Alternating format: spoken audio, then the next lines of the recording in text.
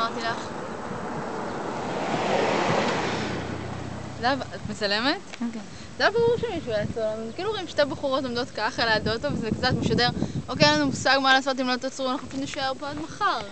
כשבמציאות, לין, ספרי להם מה היה קורה אם היה לנו פאנצ'ר? הן לא מתקשרות למישהו מהקיבוץ שיבוא. לא נכון, היינו מחליפות נכון, לבד. היינו מחליפות לבד.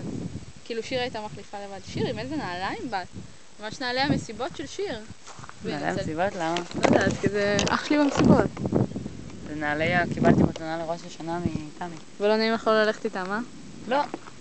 הלכתי איתם אתמול משום מה, ואז כאילו הם היו לי ליד הדלת. אני זורמת עם משהו ליד הדלת. שיר, מה קרה לפני יומיים?